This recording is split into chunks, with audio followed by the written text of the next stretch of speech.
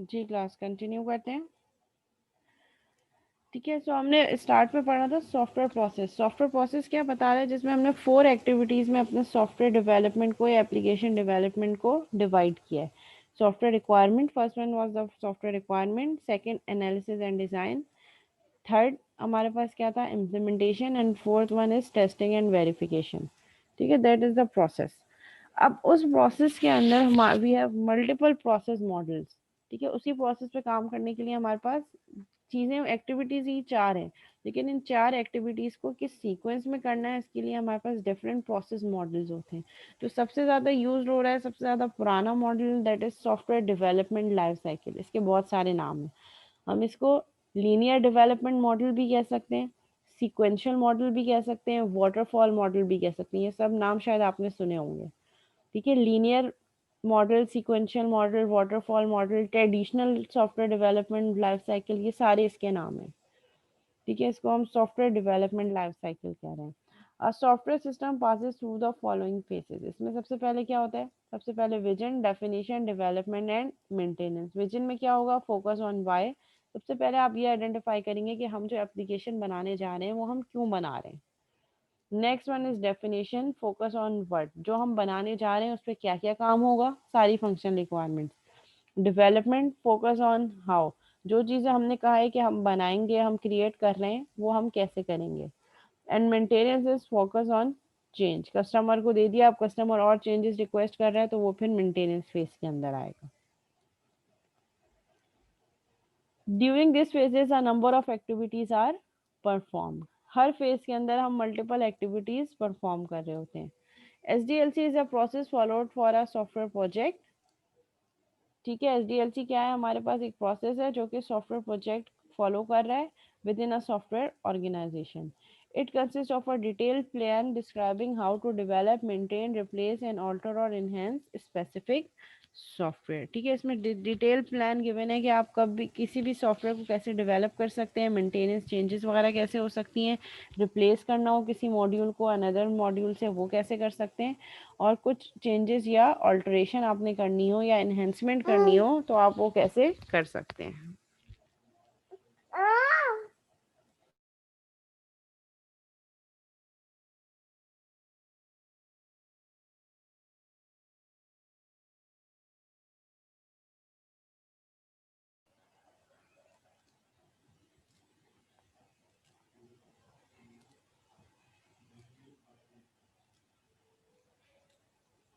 ठीक है, that is the faces involve in SDLC। SDLC के जो फेसेस हैं, सबसे पहले हमारे पास प्लानिंग होगी। हम प्लान करते हैं कि क्या चीज़ करनी है, कैसे करनी है, कौन क्या क्या करेगा, कौन किस चीज़ का रिस्पॉन्सिबल होगा, रिसोर्स एलोकेशन, कौन कौन सी सारी प्लानिंग हमने करनी है, कौन सा टास्क कब करना है, कौन रिस्पॉन्सिबल है। ठीक है, टास्क की डिपेंडेंसी क्या है, सो वो सारा रोड प्लान हम तैयार कर रहे होते हैं यहाँ पे। देन स्टार्ट प्लान से होता है, प्लान हो गया, फिर हम डिफाइन कर रहे होते हैं कि फंक्शन रिक्वायरमेंट्स क्या क्या हैं, फीचर्स क्या क्या हैं, सारी चीज़ें डिफाइन कर रहे होते हैं। देन डिज़ाइनिंग, डिज़ाइन कर रहे होते हैं हम। यहाँ पे हम इसको कह रहे होते हैं कि प्लान के बाद एनालिसिस, डिफाइनिंग को हम एनालिसिस भी कह रहे हैं क्योंकि एनालिसिस रिप्रेजेंट कर रहा होता है what system should perform. So what वाले क्वेश्चन हम यहाँ आंसर करेंगे कि क्या फंक्शन रिक्वायरमेंट्स होंगी, जिसको हम एनालिसिस कह रहे हैं। एनालिसिस हो गया, उसके बाद next phase design, structure of the system. Structure बन गया, फिर हम क्या करेंगे, कोडिंग स्टार्ट करेंगे, बिल्डिंग। कोडिंग हो गई, फिर हमने जो कोड किया हम उसको टेस्ट करेंगे, टेस्ट करने के बाद हम डिप्लॉय करेंगे। अच्छा, डिप्लॉयमेंट क्या होती है, डिप्लॉयमेंट अभी आप तो समझ लें। डिप्लॉयमेंट ये है, जो चीज़, लेट से मैं डेवलपर हूँ या मेरी एक ऑर्गेनाइजेशन है जिसमें हम सॉफ्टवेयर डेवलप कर रहे हैं। ठीक है, सो जब हम कोडिंग कर रहे हैं दैट इज डेवलपमेंट। ठीक है, वो ये फेज है। डिज़ाइन कर लिया, डिज़ाइन को देखते हुए अब हमने कोडिंग जो कर रहे हैं दैट इज़ डेवलपमेंट, हम सॉफ्टवेयर को डेवलप कर रहे हैं, जो डेवलपर कर रहा होगा, सॉफ्टवेयर डेवलपर, कोडर। डेवलप होने के बाद आपने टेस्टिंग की अपने ही एनवायरनमेंट के अंदर, मतलब जो उस ऑर्गेनाइजेशन ने डिज़ाइन किया है वही उस एप्लीकेशन को टेस्ट कर रहे हैं। ठीक है, डिफरेंट टेस्टर्स हैं, सॉफ्टवेयर टेस्टर्स हैं जो डेवलपर की बनाई हुई जो डेवलपमेंट उसने की है उसको टेस्ट कर रहे हैं। वंस टेस्टिंग सक्सेसफुल हो गई, सक्सेसफुल होने के बाद आप उस एप्लीकेशन को कस्टमर के हैंड ओवर कर रहे हैं या कस्टमर के एनवायरनमेंट पे रन कर रहे हैं। मीन्स जब कोई एप्लीकेशन आपके ऑर्गेनाइजेशन के अंदर होगी, डेवलपमेंट एनवायरनमेंट के अंदर है, सो वो क्या है, डेवलपिंग फेज में है। वंस आपने उसको इम्प्लीमेंट कर दिया, डिप्लॉय कर दिया कस्टमर साइट पे, यानी कि लॉन्च कर दिया आपने वेबसाइट या एप्लीकेशन को इम्प्लीमेंट कर दिया, वो कस्टमर के नेटवर्क पे चल रही है, ठीक है, तो दैट इज डिप्लॉयमेंट। डिप्लॉयमेंट और डेवलपमेंट को आपस में मर्ज मत कीजिएगा। डेवलपमेंट वो जब सॉफ्टवेयर या एप्लीकेशन बिल्ड हो रही होती है ऑर्गेनाइजेशन के अंदर।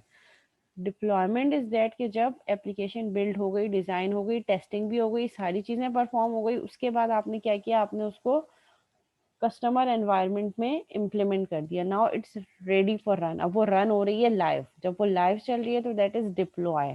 ठीक है, आपने जब वेबसाइट अपनी बनाई होगी, फर्स्ट सेमेस्टर की मैं बात कर रही हूँ आईसीटी में, वहां पे आपने क्या किया होगा, सबसे पहले उसको डेवलप किया होगा, डेवलप करने के बाद जब सारी चीजें ओके हो गई होंगी तो फिर आपने उसको डिप्लॉय किया होगा, लाइव किया होगा, जो वो ऑनलाइन चल रही होगी, होस्टिंग करवाई होगी, तो होस्टिंग वाला फेज डिप्लॉयमेंट, जब चीज कंप्लीट हो गई डिप्लॉय हो गई, जब वर्किंग एनवायरनमेंट के अंदर है, डेवलपमेंट फेज के अंदर है। ठीक है, so these are the phases of SDLC.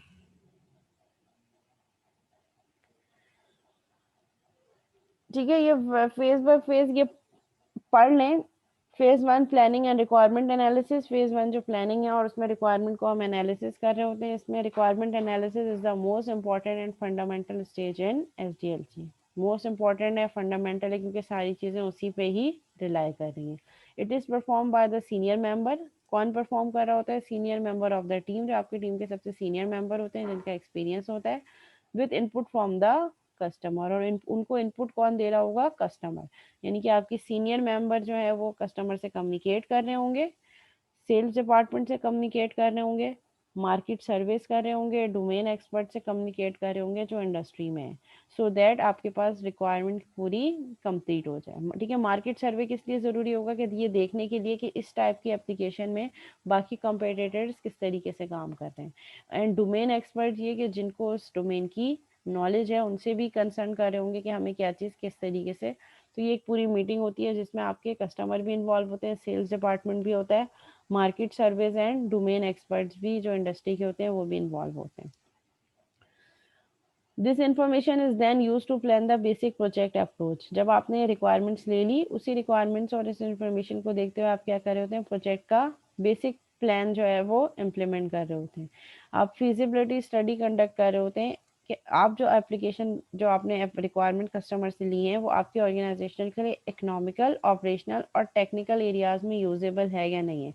Means अगर आप उसको इम्प्लीमेंट कर रहे हैं तो आपको उसका क्या फ़ायदा होगा, इम्प्लीमेंट होने के बाद यूज़ होगी या नहीं होगी, और टेक्निकली कौन कौन सी चीज़ें उस पर इम्प्लीमेंट हो सकती हैं, कौन कौन सी टेक्नोलॉजी रिक्वायर्ड होगी और उस टेक्नोलॉजी पे अभी काम है या नहीं है। तो आप फिजिबल स्टडी कर रहे होते हैं कि अदर हमें ये प्रोजेक्ट ऑप्ट करना चाहिए, डेवलप करना चाहिए या नहीं करना चाहिए।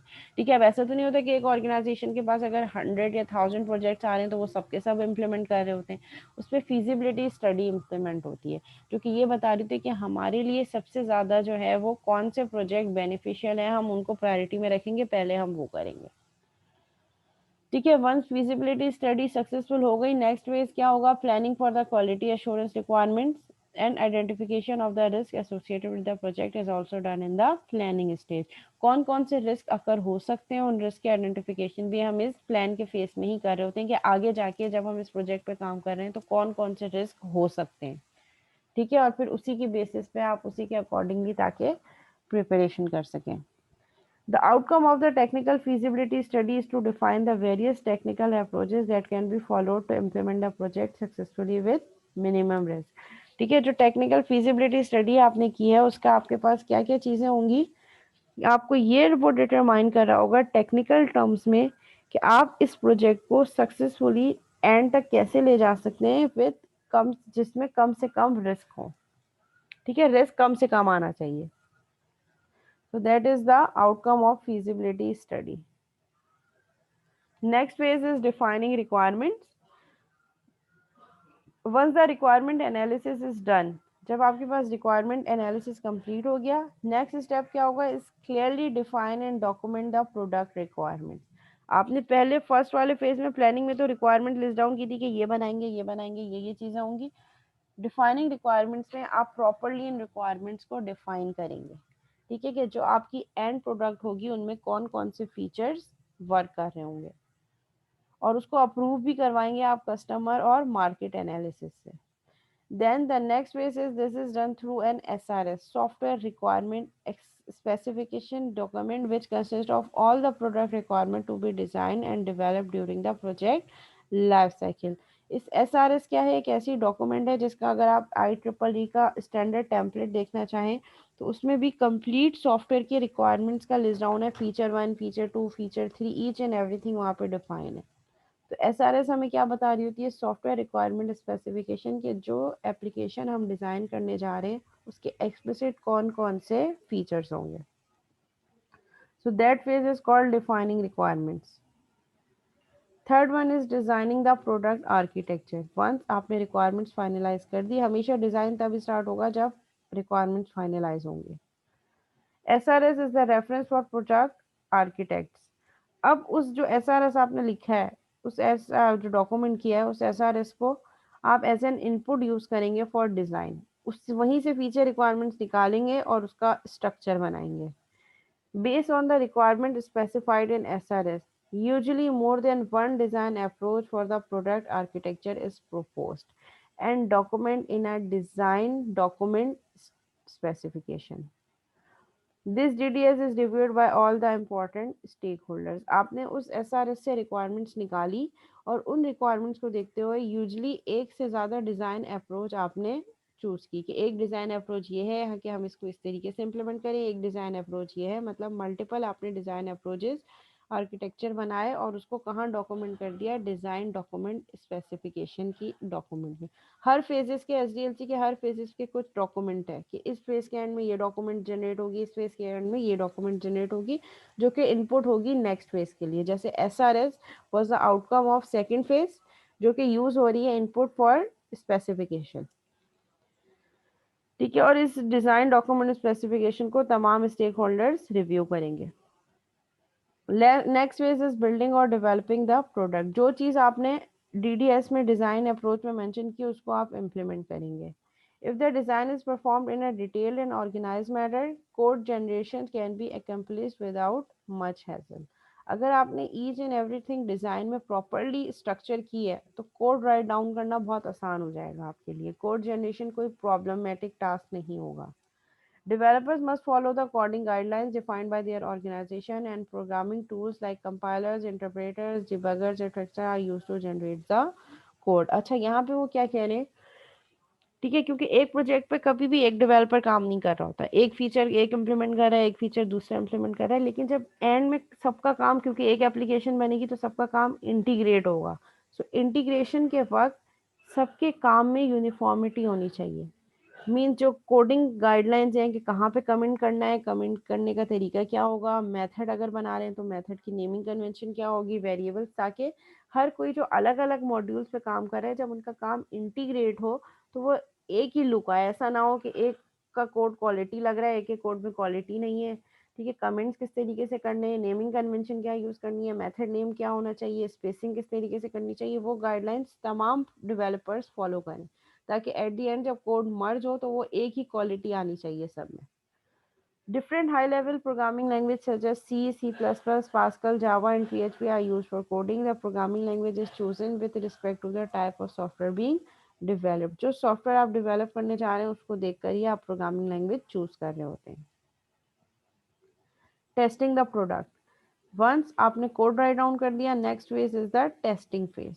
ठीक है, ये अगर आप आगे जाके सॉफ्टवेयर इंजीनियरिंग पढ़ेंगे तो ये हर फेज एसडीएलसी का आप बहुत डिटेल में देखेंगे और उसके हर फेज में आप देखेंगे कि क्या काम कैसे हो सकता है। यहाँ पे तो जस्ट सिर्फ ओवरव्यू है। ठीक है, जो टेस्टिंग हमारे पास डिफरेंट टाइप की होती है। ठीक है, white box and black box testing. White box testing, internal characteristics of software पता होना जरूरी है। मीन जैसे जैसे आपने कोड किया आपने उसको टेस्ट कर दिया। ब्लैक बॉक्स टेस्टिंग, जैसे नाम से ही पता चल रहा है, ब्लैक बॉक्स, बॉक्स के अंदर क्या है आपको नहीं पता, सिर्फ फ्रंट एंड पे आप टेस्टिंग कर रहे हैं यूजर इंटरफेस की बेसिस पे। जबकि वाइट बॉक्स टेस्टिंग जो है वो आपको कौन कर रहा होता है? डेवलपर कर रहा होता है जिसने कोड इम्प्लीमेंट किया है। और ब्लैक बॉक्स टेस्टिंग बेसिकली आपके डिफरेंट इंडिपेंडेंट टेस्टर कर रहे होते हैं। ठीक है, सबसे इम्पोर्टेंट जो सबसे फर्स्ट टेस्टिंग परफॉर्म होती है दैट इज यूनिट टेस्ट। आपने एक मेथड लिखा, उसको टेस्ट कर लिया, नेक्स्ट मेथड लिखा, उसको टेस्ट कर लिया, सारे इंडिविजुअल मेथड जो है, यूनिट जो है, उनको टेस्ट कर दिया। फिर उसके बाद आपने उनको आपस में इंटीग्रेट करके फिर एक इंटीग्रेशन टेस्टिंग परफॉर्म की। फिर सिस्टम के सारे मॉड्यूल्स को इंटीग्रेट करके आपने सिस्टम टेस्टिंग परफॉर्म की। और फिर उसके बाद एट द एंड आपके पास पूरा सिस्टम जब कंप्लीट हो गया तो आपने लास्ट में अल्फा टेस्टिंग और बीटा टेस्टिंग परफॉर्म की जो यूजर कर रहा होता है। However, this stage refers to the testing only stage of the product where product defects are reported, tracked, fixed, and retested until the product reaches the quality standard defined in the SRS। आप उस software को, उस application को बार बार test करते रहेंगे जब तक उसमें से डिफेक्ट्स आइडेंटिफाई होते रहेंगे और आप उन डिफेक्ट्स को फिक्स नहीं कर देते, और फिर रीटेस्ट करेंगे जब तक डिफेक्ट्स ख़त्म नहीं हो जाते। टेस्टिंग का प्रोसीजर फॉलो होता रहेगा। Last one is the deployment in the market and maintenance. Once the product is tested, एक दफ़ा आपकी प्रोडक्ट टेस्ट हो गई, उसके बाद क्या है, now it's ready to be implement on the customer side, जहाँ उसको एक्चुअली चलना है। Sometimes product development deployment happens in stages as per the business strategy of that organization। कभी कभार ऐसा भी होता है कि हम प्रोडक्ट को फेजेस में या स्टेजेस में डिप्लॉय कर रहे होते हैं, डिपेंडिंग ऑन द क्या स्ट्रेटेजी वो ऑर्गेनाइजेशन यूज़ कर रही है। कभी कभार ऐसा होता है कि जो नया प्रोजेक्ट है वो टोटली प्रीवियस को डिस्कार्ड करके आप नया प्रोजेक्ट आपने इम्प्लीमेंट कर दिया। कभी कभार ऐसा होता है कि पैरेलल में चल रहा होता है, ओल्ड भी एंड न्यू भी। जैसे अटेंडेंस है, ठीक है, अटेंडेंस अगर बार कोड है तो हमारी मैनुअल अटेंडेंस भी होती थी कीट में, और वो जो हमारा थंब इम्प्रेशन था वो भी होता था, दोनों पैरेलल में चल रही है। लेकिन कुछ चीज़ें ऐसी होती हैं जिसमें आपके पास डायरेक्ट प्रीवियस वाला डिस्कार्ड हो गया और नया इम्प्लीमेंट हो रहा हो। ठीक है, और कुछ स्ट्रेटेजी ऐसी भी होती है कि आहिस्ता आहिस्ता आप कुछ डिपार्टमेंट में चेंज लाएं और फिर आहिस्ता आहिस्ता आहिस्ता पूरी ऑर्गेनाइजेशन में चेंज करना शुरू कर दें। ठीक है, यहाँ पे यूज़र एक्सेप्टेंस टेस्टिंग बहुत इंपॉर्टेंट रोल प्ले कर रही होती है। यूज़र एक्सेप्टेंस टेस्टिंग क्या होती है कि पहले तो आपने सॉफ्टवेयर को अपने टेस्ट करवाया अपने डेवलपिंग एनवायरनमेंट में। यूज़र एक्सेप्टेंस टेस्टिंग क्या कर रही है कि आपने क्या किया, पूरी इम्प्लीमेंट करने से पहले जहाँ उसको चलना है कुछ लोगों के साथ, यूजर्स के साथ चलाया, उन्होंने उसको टेस्ट किया। अगर कोई एरर नहीं आया तो पूरी ऑर्गेनाइजेशन में लॉन्च कर दिया, और अगर कोई डिफेक्ट और एरर्स आए तो फिर आपने उसको रीमॉडिफाई कर दिया, चेंज कर दिया। After the product is release in the market, once आपने प्रोडक्ट को, जो भी एप्लीकेशन है उसको मार्केट में रिलीज कर दिया, it's maintenance is done for the existing customer base. अब अगर उसमें कुछ भी चेंज करना है, चाहे वो कोई डिफेक्ट आ रहा है, कोई एरर आ रहा है, या कोई नया फीचर ऐड ऑन करना है, वो सब किस में होगा, वो मेंटेनेंस के फेज के अंदर आएगा। And maintenance is an on going activity. जब तक आपकी एप्लीकेशन प्रोडक्ट रन होती रहेगी, उसकी मेंटेनेंस आपको बार बार करते रहना पड़ेगा। ठीक है, मैं ज़रा अटेंडेंस ले लूँ। अटेंडेंस का वही प्रोसीजर होगा, जिसका नेम कॉल करूँगी वो चैट पे अपनी स्टूडेंट आईडी और स्टूडेंट नेम सेंड करेंगे। ठीक है, मोहम्मद अवेस, एक दफ़ा कॉल करूँगी मैं, जस्ट नेम मोहम्मद अवेस,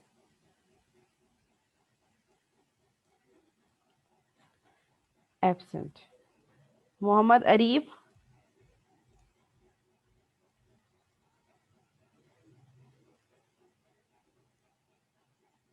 कहाँ गए सारे पार्टिसिपेंट्स? नाश्ता वाश्ता करने तो नहीं चले गए? सोहेब रियाज,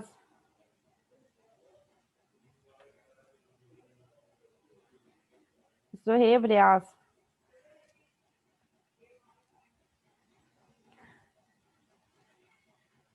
रिदा फातिमा गिलानी,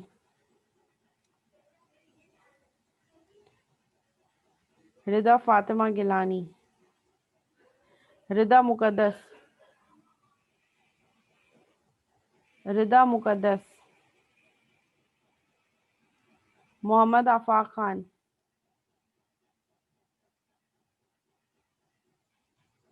फैजान शहजाद,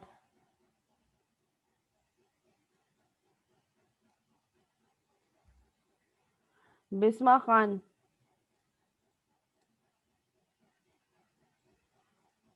बिस्मा खान, याया हबीब,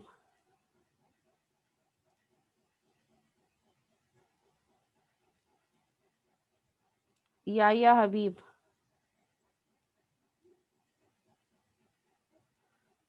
क्लास जिसका नेम कॉल कर रही हूँ वही अटेंडेंस सेंड करे। मोहम्मद अजीम, मोहम्मद अजीम। समीद इकबाल, सैयद काशान अली, ताबीर, ताबीर, ओके। मोमल, मोमल। उसामा रशीद, मोहम्मद फजील रजा।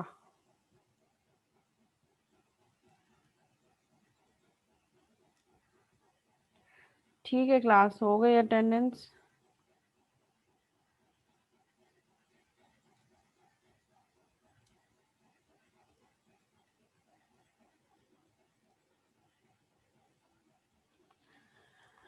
ठीक है, रिकॉर्डेड लेक्चर जो है वो यूट्यूब चैनल पे मैं अपलोड कर दूंगी और उसका लिंक भी एलएमएस पे अपलोड कर दूंगी। ठीक है, टिल देन अल्लाह हाफिज़। कोई क्यूरी होगी तो फिर नेक्स्ट क्लास में पहले एक सेशन आप लोगों के क्यूरी का हो जाएगा, उसके बाद फिर नेक्स्ट टॉपिक कंटिन्यू करेंगे। और ये लेक्चर स्लाइड भी मैं अपलोड कर दूंगी एलएमएस पे। ठीक है, टिल देन अल्लाह हाफिज़।